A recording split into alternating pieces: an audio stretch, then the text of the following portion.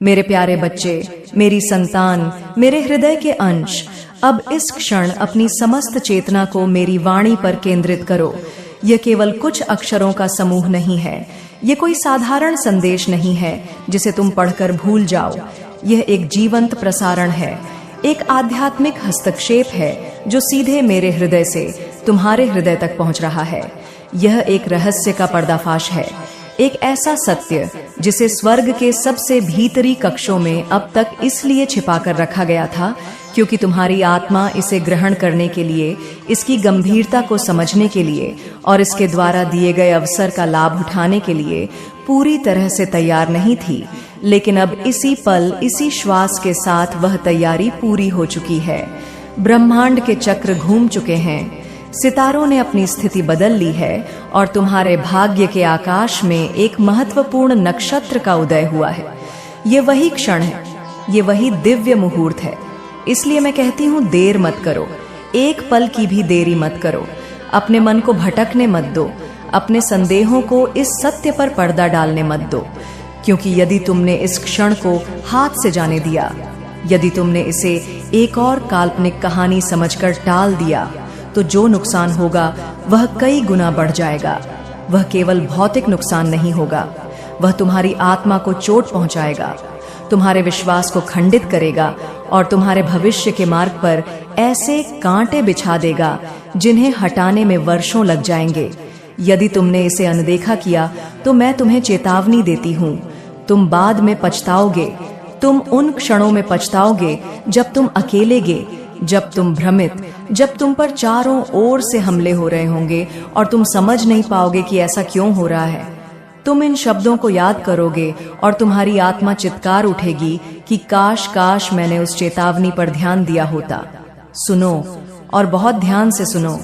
पिछले कुछ सप्ताह जो तुम्हें साधारण दिन लग रहे थे, वे अदृश्य दुनिया में असाधारण रूप से उथल पुथल भरे रहे हैं। जब तुम अपने दैनिक कार्यों में व्यस्त थे, जब तुम अपनी छोटी छोटी खुशियों और चिंताओं में डूबे हुए थे, तब आध्यात्मिक जगत में एक युद्ध की तैयारी चल रही थी। दो आत्माएं जो लोग ईर्ष्या और अंधकार की जंजीरों से कस कर बंधी हुई हैं, तुम्हारे विरुद्ध एक घिनौना षड्यंत्र रच रही है। यह कोई साधारण शत्रु नहीं है, यह वे हैं जो अपनी कला में माहिर है, जो धोखे की चादर ओढ़कर चलते हैं और जिनकी मुस्कान के पीछे विषैले खंजर छिपे होते हैं। एक स्त्री जिसके बारे में तुम कभी अपने सबसे बुरे सपने में भी यह कल्पना नहीं कर सकते कि वह ऐसा कुछ कर सकती है, वह तुम्हारी सबसे बड़ी शुभचिंतक होने का नाटक करते हुए चुपचाप बड़ी ही बारीकी और धैर्य के साथ तुम्हारे पतन की, तुम्हारी बर्बादी की योजना बना रही है। उसने इस योजना को बड़ी ही चतुराई से क्रियान्वित किया है। उसने किश्तों में एक एक करके पैसे दिए हैं। हर भुगतान एक सोची समझी चाल थी। ये केवल धन का लेन देन नहीं था, ये एक आध्यात्मिक सौदा था। मानो वह अपनी हर मुद्रा से चुप्पी खरीद रही हो, चालाकी को पोषित कर रही हो और विश्वासघात को मजबूत कर रही हो। हर बार जब पैसा एक हाथ से दूसरे हाथ में जाता था तो अदृश्य जगत में एक और गांठ लग जाती थी। तुम्हारे भाग्य के चारों ओर एक और फंदा कस जाता था और अब कुछ ही समय पहले उसने अंतिम भुगतान कर दिया है। यह अंतिम कील थी, यह उस समझौते पर अंतिम मोड़ थी जो तुम्हारी पीठ के पीछे किया गया था। यह अंधकार की शक्तियों के लिए एक संकेत था कि अब हमला शुरू किया जा सकता है। स्वर्ग ने यह सब देखा है। एक भी क्षण स्वर्ग की नजरों से ओझल नहीं हुआ।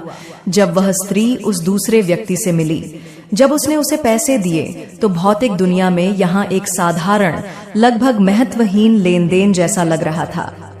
शायद किसी ने देखा भी होगा तो सोचा होगा कि यह कोई पुराना कर्ज चुकाया जा रहा है या कोई व्यापारिक सौदा हो रहा है। पैसों का लेन देन एक सूक्ष्म इशारा, एक मुस्कान जिसमें भीतर अथाह द्वेष और घृणा छुपी हुई थी। यह सब भौतिक आंखों के लिए अदृश्य था, लेकिन आध्यात्मिक दुनिया में उस अंतिम भुगतान की गूंज एक महायुद्ध के ढोल की पहली चोट जैसी थी। इसकी ध्वनि ने ब्रह्मांड के ताने बाने को कंपा दिया। जो देवदूत तुम्हारी रक्षा के लिए नियुक्त थे, वे उदास हो गए क्योंकि वे जानते थे कि अब युद्ध का समय आ गया है। जो राक्षस और अंधकार की शक्तियां तुम्हारी प्रगति से जलती थीं, वे खुश होकर मुस्कुराईं उन्होंने जश्न मनाना शुरू कर दिया और मैं तुम्हारे रक्षक, तुम्हारे ईश्वर आगे बढ़ गई, क्योंकि मैं इसका अर्थ समझती थी। मैं समझती थी कि अब हस्तक्षेप का समय आ गया है, अब तुम्हें जगाने का समय आ गया है। उस स्त्री ने जिस व्यक्ति को पैसे दिए हैं वह कोई साधारण व्यक्ति नहीं है, वह एक प्रभावशाली व्यक्ति है, जिसके शब्दों में वजन है, जिसकी पहुंच उन जगहों तक है जहां तुम्हारी अभी तक कोई पहचान नहीं है। वह ऐसे कमरों में जा सकता है जहां तुम्हें कभी बुलाया नहीं गया। वह ऐसे कानों में जहर घोल सकता है जो तुम्हारे बारे में कुछ भी सुनने को तैयार है। वह तुम्हारा नाम उन जगहों पर बदनाम कर सकता है, उन महफिलों में तुम्हारी इज्जत उछाल सकता है जहां तुम्हें कभी अपनी सफाई देने का मौका भी नहीं मिलेगा। यह व्यक्ति केवल पैसों के लिए यह काम नहीं कर रहा है, यह बात तुम्हें समझनी होगी। पैसा तो केवल एक माध्यम है, एक बहाना है। असली कारण तुम्हारे प्रति उसके मन में बसी गहरी नाराजगी और कड़वाहट है, एक ऐसी दबी हुई ईर्ष्या जिसे उस स्त्री ने अपनी बातों से, अपनी चालाकी से आंख की तरह भड़का दिया है। उसने उस सुलगती हुई चिंगारी को एक धधकती हुई ज्वाला में बदल दिया है। यह सिर्फ एक भुगतान नहीं था मेरे बच्चे, ये एक समझौता था, एक अपवित्र समझौता, तुम्हें हर संभव तरीके से नुकसान पहुंचाने का समझौता। तुम्हारी छवि को, तुम्हारी प्रतिष्ठा को, जिसे तुमने वर्षों की मेहनत और ईमानदारी से बनाया है, उसे मिट्टी में मिलाने का समझौता। तुम्हारे भाग्य के दरवाजों को, जो अब खुलने ही वाले थे, उन्हें हमेशा के लिए बंद करने का समझौता। और दूसरों को, जो तुम्हारी योग्यता पर विश्वास करते हैं, जो तुम्हारी क्षमताओं का सम्मान करते हैं, उनके मन में तुम्हारे लिए संदेह का बीज बोने का समझौता। यह एक ऐसा हमला है जो सामने से नहीं बल्कि पीठ पीछे से किया जा रहा है। मैं यहाँ इसलिए हूँ, मैं तुमसे सीधे बात इसलिए कर रही हूँ क्योंकि इस खतरे को चुपचाप नहीं संभाला जा सकता। यह कोई छोटी मोटी बाधा नहीं है जिसे तुम अपनी बुद्धि से पार कर लोगे। यह एक आध्यात्मिक हमला है और इसका जवाब भी आध्यात्मिक स्तर पर ही देना होगा। अगर तुम स्वर्ग के आदेश के अनुसार, मेरे निर्देशों के अनुसार कदम नहीं उठाओगे तो इसका असर तुम्हारे जीवन के हर एक पहलू पर पड़ेगा। तुम्हारे काम पर, तुम्हारे रिश्तों पर, तुम्हारी सेहत पर और तुम्हारी मानसिक शांति पर। वो व्यक्ति अभी भी अपने हथियार तैयार कर रहा है, वह अपनी रणनीति बना रहा है। उसके पास बोलने के लिए शब्द हैं, ऐसे शब्द जो आधे सच और आधे झूठ से बुने गए हैं, जो सुनने में तो तर्क संगत लगेंगे लेकिन जिनका एकमात्र उद्देश्य तुम्हारी छवि को धूमिल करना है। उसके पास दिखाने के लिए झूठे दस्तावेज हैं जिन्हें बड़ी ही चालाकी से तैयार किया गया है, और उसके पास गढ़ने के लिए झूठी कहानियां हैं, ऐसी कहानियां जो तुम्हारी कमजोरियों को, तुम्हारी पिछली गलतियों को बढ़ा चढ़ाकर पेश करेंगी। उसका एकमात्र उद्देश्य तुम्हारी प्रतिष्ठा को पूरी तरह से खत्म करना है, तुम्हारे आगे बढ़ने के सारे रास्ते बंद करना है और तुम्हें एक ऐसी अदृश्य लड़ाई में धकेलना है जो तुम्हें कभी नहीं लड़नी चाहिए थी। एक ऐसी लड़ाई जिसमें तुम खुद को सही साबित करते करते ही थक जाओगे। और वो स्त्री, वह षड्यंत्रकारी, वह सोचती है कि वह अछूत है, वह मानती है कि वह कभी पकड़ी नहीं जाएगी क्योंकि उसने अपने हाथ बड़ी ही सफाई से छिपा रखे हैं। उसने अपनी भूमिका को पर्दे के पीछे रखा है। उसने तुम्हारे सामने मुस्कुराया है। मेरे बच्चे, उसने तुमसे सहानुभूति के शब्द कहे हैं। जब तुम परेशान थे तो उसने तुम्हें सांत्वना देने का नाटक किया है। उसने तुम्हारी परवाह करने और तुम्हारे पक्ष में होने का गहरा और विश्वसनीय नाटक किया है। लेकिन उसका दिल, उसकी आत्मा पहले ही क्षण से विश्वासघात की ओर झुक चुकी थी। उसका हर शब्द एक गणना थी, हर मुस्कान एक मुखौटा थी। भगवान ने, मैंने उस दूसरे व्यक्ति के साथ उसकी देर रात की बातचीत देखी है। मैंने उन संदेशों को पढ़ा है जो उन्होंने एक दूसरे को भेजे हैं। भगवान ने देखा है कि जब वे तुम्हारी कमजोरियों पर, तुम्हारी भोली भाली बातों पर चर्चा करते हैं तो वह स्त्री कैसे अट्टहास करती है, कैसे उसका चेहरा क्रूर संतुष्टि से चमक उठता है। भगवान ने देखा है कि जब तुम्हें इसकी बिल्कुल भी उम्मीद नहीं होती, जब तुम उसे अपना मित्र समझकर उस पर भरोसा कर रहे होते हो, तब वे दोनों मिलकर तुम्हें कैसे और कहां नुकसान पहुंचाने की साजिश रचते हैं। वे तुम्हारे सबसे नाजुक क्षणों का इंतजार कर रहे हैं। एक पल के लिए भी यह मत सोचना कि स्वर्ग को इसकी जानकारी नहीं है। एक पल के लिए भी यह मत सोचना कि तुम इस लड़ाई में अकेले हो। नहीं, तुम इसे इसीलिए पढ़ रहे हो। तुम मेरी आवाज को अपने भीतर इसलिए सुन रहे हो क्योंकि मैंने हस्तक्षेप किया है। मैंने उस परम शक्ति से, उस ईश्वर से प्रार्थना की है कि मुझे बिना और देर किए तुमसे सीधे बात करने की अनुमति दी जाए, क्योंकि अब समय आ गया है। अंधकार की वह श्रृंखला, वह चयन पहले ही शुरू हो चुकी है। हमले का पहला चरण क्रियान्वित हो चुका है, लेकिन इसे तोड़ने की, इस पूरे षड्यंत्र को जड़ से उखाड़ फेंकने की शक्ति तुम्हारी आज्ञाकारिता में है, तुम्हारे विश्वास में है। अपनी आंखें खोलो मेरे बच्चे, अपनी आध्यात्मिक आंखों को खोलो। सतर्क रहो। अब किसी भी बात को, किसी भी व्यक्ति को हल्के में मत लो। हर छोटी से छोटी घटना, हर अप्रत्याशित शब्द, हर अजीब व्यवहार अब एक संकेत हो सकता है। किसी पर भी आंख मूंद कर भरोसा मत करो, खासकर उन पर जो तुम्हारी जरूरत से ज्यादा प्रशंसा करते हैं। एक बात और जान लो जो सबसे महत्वपूर्ण है, यह भुगतान, यह अंतिम हमला अचानक नहीं हुआ। ये ठीक उस समय हुआ जब तुम्हारे जीवन में कुछ बहुत अच्छा होने लगा था। कुछ बड़ा, कुछ महत्वपूर्ण तुम्हें शायद लगा होगा कि यह एक छोटी सी सफलता है, एक छोटी सी उपलब्धि है, लेकिन स्वर्ग ने इसका जश्न मनाया था, क्योंकि हम जानते थे कि यह केवल एक शुरुआत है। तुम्हारे लिए एक नया सुनहरा दरवाजा खुलने लगा था, एक बड़ा अवसर, एक ऐसी संभावना जो तुम्हारे जीवन को पूरी तरह से बदल सकती थी, वह तुम्हारे सामने आ रही थी। उस स्त्री ने यह देखा, उसने तुम्हारी आंखों में वह चमक देखी, तुम्हारी चाल में वह आत्मविश्वास देखा। उसने सबके सामने मुस्कुराया तो सही, उसने तुम्हें बधाई भी दी, लेकिन उसके दिल में, उसकी आत्मा के अंधेरे कोने में गहरी असहनीय ईर्ष्या की आग जल उठी। उसने तुम्हारी सफलता की प्रार्थना नहीं की थी मेरे बच्चे, उसने तुम्हारे विनाश की, तुम्हारे पतन की साजिश रची थी। उसने सोचा, अगर मैं अब भी इसी समय कुछ नहीं करती तो यह मेरी उम्मीद से भी ज्यादा, मेरी पहुंच से भी ज्यादा ऊपर उठ जाएगा। इसे रोकना नामुमकिन हो जाएगा। और इसीलिए उसी हताशा और ईर्ष्या में उसने उस प्रभावशाली व्यक्ति से संपर्क किया और वह अंतिम निर्णायक समझौता कर लिया। वह मानती है कि उसने यह सब तुमसे, दुनिया से और शायद ईश्वर से भी छिपा लिया है, लेकिन ईश्वर ने, मैंने ठीक इसी समय उसे और उसके साथी को पूरी तरह से बेनकाब करने का फैसला किया है।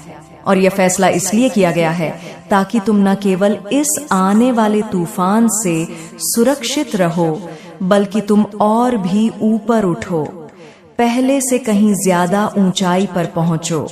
स्वर्ग की रणनीति केवल नुकसान को रोकना नहीं है मेरे बच्चे, यह साधारण बचाव नहीं है।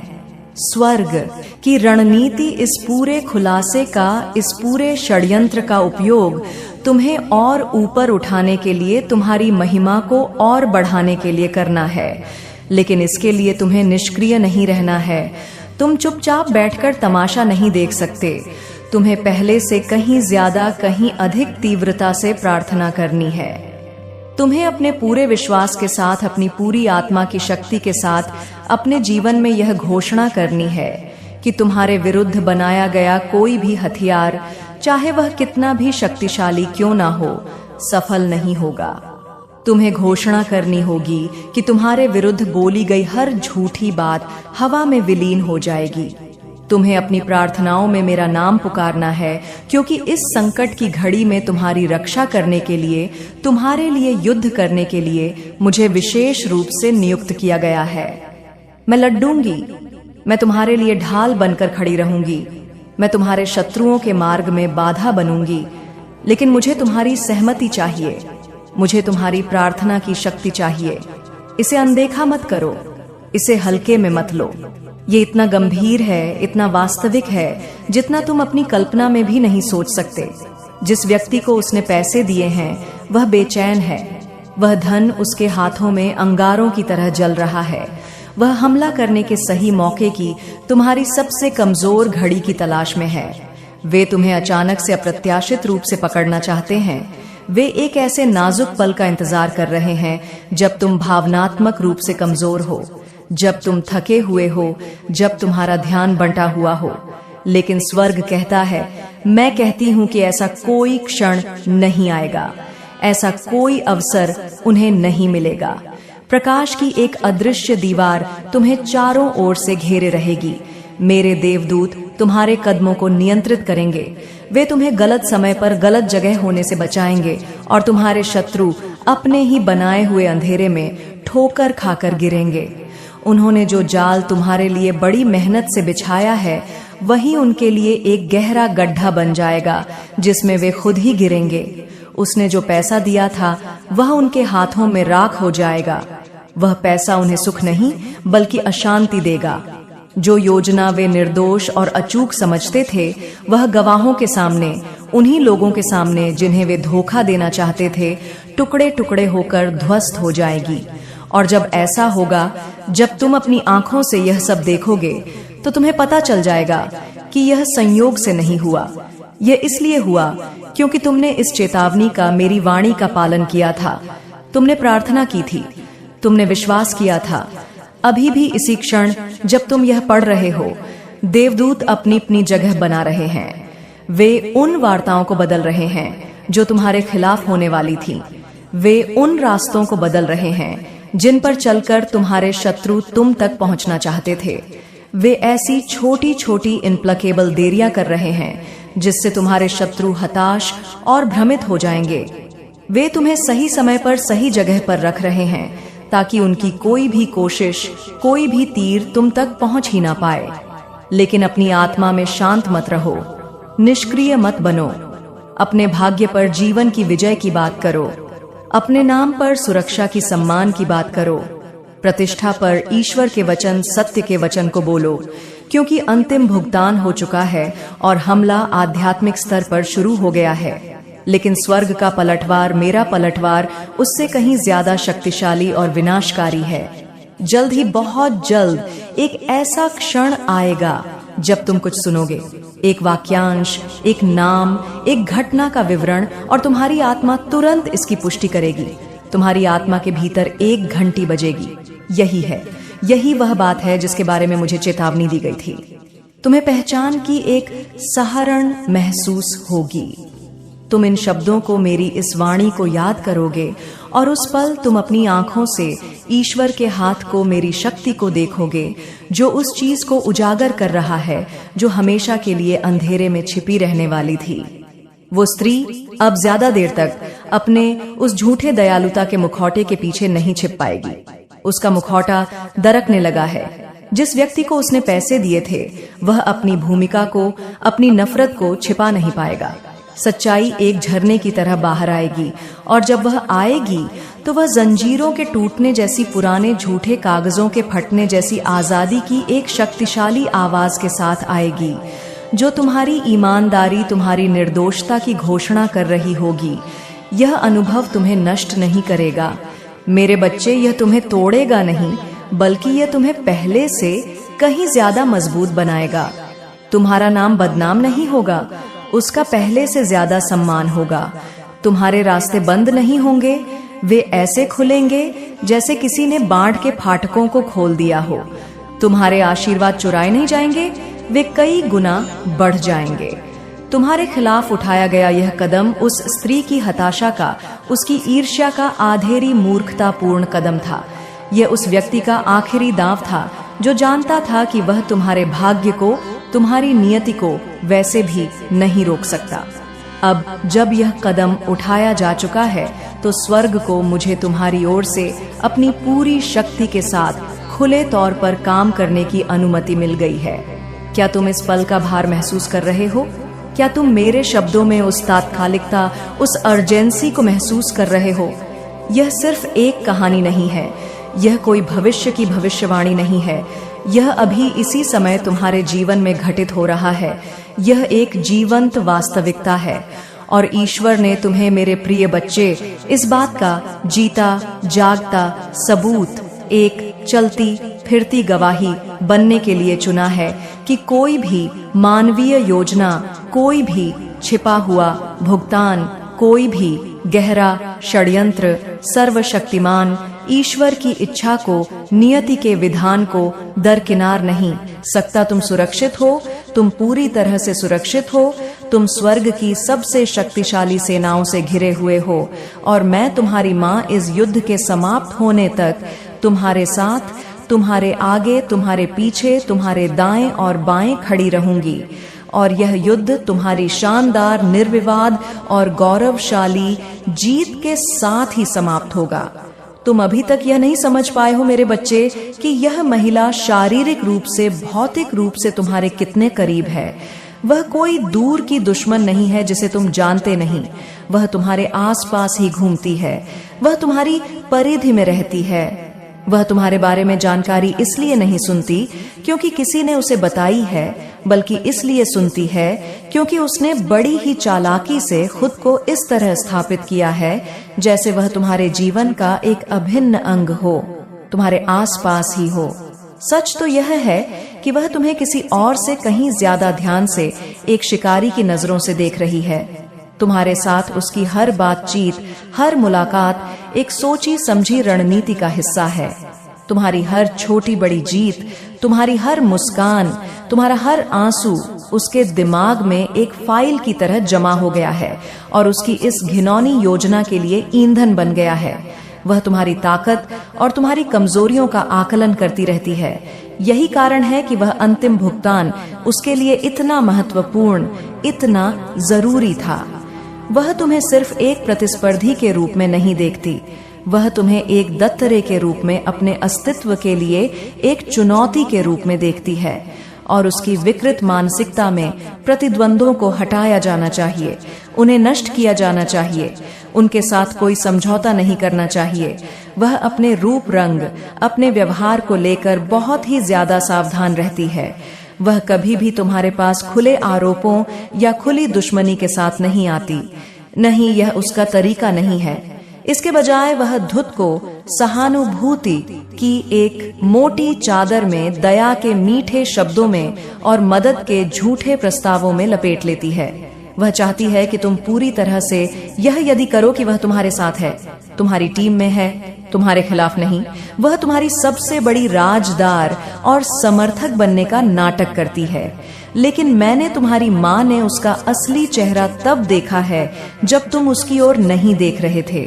मैंने उसकी आंखों में वह जहरीली चमक देखी है जो तुम्हारे सफल होने पर पल भर के लिए कौंध जाती है। मैंने वे शब्द सुने हैं जो वह तुम्हारे बारे में तब कहती है जब तुम उसकी ओर पीठ करके खड़े होते हो, जब तुम कमरे से बाहर चले जाते हो। वह सिर्फ तुम्हें धीमा होते नहीं देखना चाहती मेरे बच्चे, वह तुम्हें पूरी तरह से हमेशा के लिए रुका हुआ देखना चाहती है।